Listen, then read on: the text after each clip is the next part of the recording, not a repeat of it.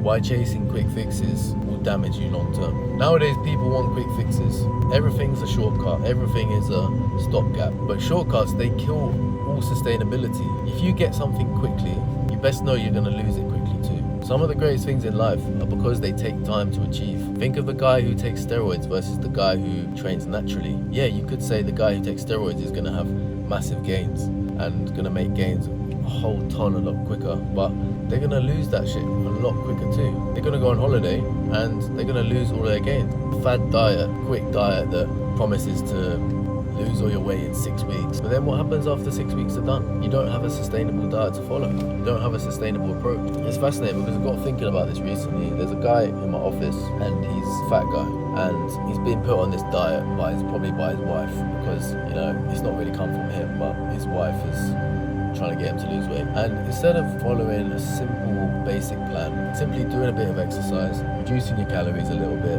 not eating junk food, instead of doing these basic things, and these things are all free, instead he does a special diet. It's called like the Cambridge one-on-one diet, and you have like a consultant and they give you like little shakes and replacement meals which are basically full of nothing.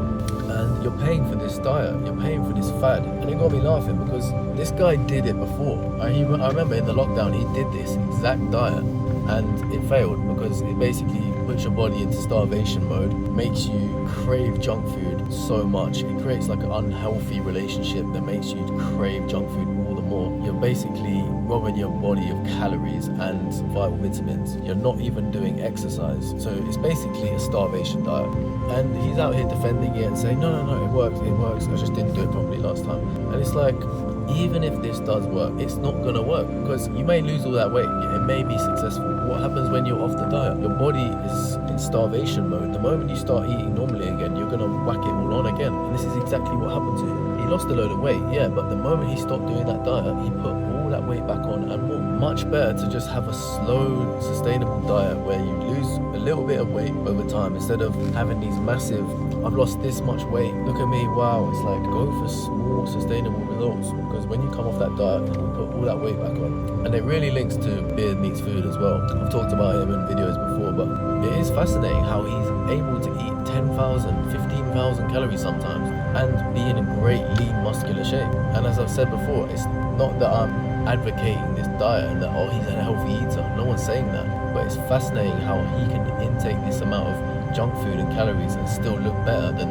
your average Joe who's not even eating, he's not pigging out like that, but it's because of his diet and his calorie management. And it's a lesson to us in everything. The sustainable result is so much better.